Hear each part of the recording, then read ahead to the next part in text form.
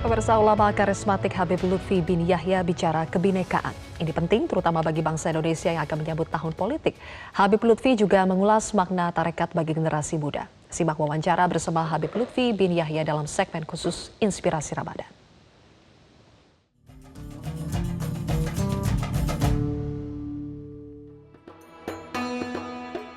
Assalamualaikum warahmatullahi wabarakatuh. Inspirasi Ramadan Metro TV kali ini akan mengajak Anda untuk mengenal lebih dekat sosok seorang ulama karismatik asal Pekalongan, Jawa Tengah. Ia tidak hanya aktif melakukan syiar agama Islam, tapi juga selalu menggaungkan pentingnya kebinekaan dan negara kesatuan Republik Indonesia. Ia juga sering didatangi oleh para tokoh-tokoh bangsa dan bahkan masuk sebagai salah satu tokoh Muslim Indonesia paling berpengaruh di dunia.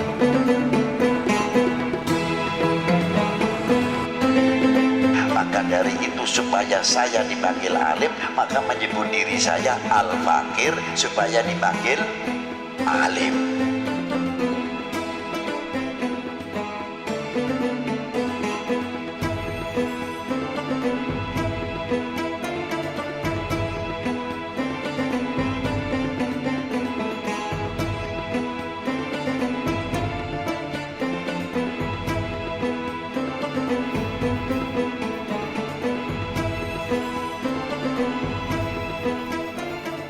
Saat ini saya sudah bersama dengan Habib Muhammad Lutfi bin Ali bin Yahya atau lebih akrab disapa Abah. Abah, Assalamualaikum warahmatullahi wabarakatuh. Waalaikumsalam warahmatullahi wabarakatuh. Terima kasih sudah mau meluangkan waktu di tengah padatnya jadwal Abah. Abah, bagaimana agar tahun ini lebih kepada tahun berzikir, kemudian bersolawat dan juga berdamai, bagaimana mengubah tahun yang sebagian orang identikan dengan tahun politik menjadi tahun yang damai, Abah? Ya. Karena peranan Ramadan itu sendiri sangat penting bagi setiap individu manusia. Tidak cukup di dalam berpuasa seseorang hanya untuk menahan lapar dan dahaga. Tapi bagaimana dengan peranan menahan lapar dan dahaga, maka peranan di dalam Ramadan itu sangat penting sekali untuk menciptakan satu kedamaian. Kedamaian di dalam pribadinya, tidak terpengaruh, terkontaminasi oleh peranan nafsunya sendiri, atau didorong oleh satu ambisi sehingga melalaikan kepada haknya pribadinya sendiri, atau mengabaikan atau kepada lingkungan dan sebagainya. Tapi inti daripada isi Ramadan itu sendiri adalah pembekalan kita untuk menemukan Ramadan semakin tebal. Pelajaran ini semakin naik kita ini dari kelas 1 ke kelas 2. Ketemu Ramadan yang lagi, kita naik kelas 3. Nah, kita lulus atau tidak di dalam hal ini. Dari sinilah kita bisa menciptakan kedamaian walaupun situasi suasana politik itu begitulah. Tapi saya yakin pelaku-pelaku politik itu sendiri tidak terlepas yang muslim mestinya juga menjalankan bulan Ramadan. Jadi mereka pun juga tertuntut bisa mampu tidak menjalankan bulan Ramadan itu buahnya. Oke, harus bisa menjadi teladan juga ya, berarti. Sama. Oke, Abah. Kemudian pada saat itu Abah juga sempat menyatakan bahwa ini menjadi tantangan tersendiri di tahun 2018, tahun 2019. Abah bilang yang penting adalah menjalin persaudaraan. Kemudian dengan la ilaha illallah nanti akan jauh dari perpecahan dan adu domba. Pakaian boleh beda tapi tetap warga Indonesia. Maksudnya apa, Abah?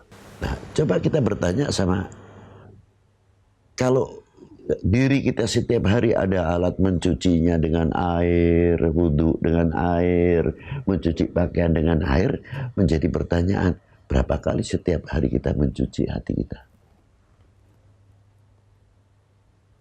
Sebab hati ini tempat segalanya, penyakit-penyakit hati, dengki, hasad, takabur, dan lain sebagainya.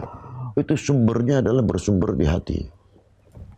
Di antaranya di dalam dunia ini, sebelumnya untuk mencapai qalbun salim atau yauma la yanfa'u malu wala banun illa man atallaha biqalbin salim, sudah didahului ala bidzikrillah tatmainnul qulub.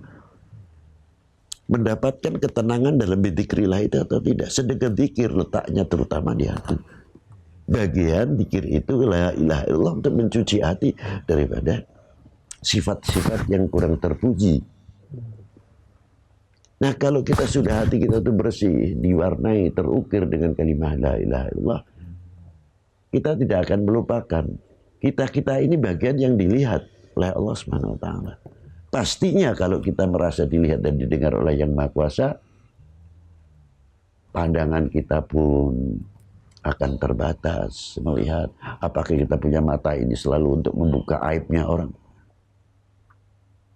Telinga kita pun sama untuk mendengarkan sehingga menimbulkan dari akibat telinga ini belum tentu kita memahami, belum kita mengerti, sudah kita hawa dahulu ataupun menyebarkan suatu yang membentuk bukan persaudaraan yang lebih akrab, tapi justru perpecahan yang kurang memberikan satu contoh keteladanan kepada keluarga sampai lingkungan.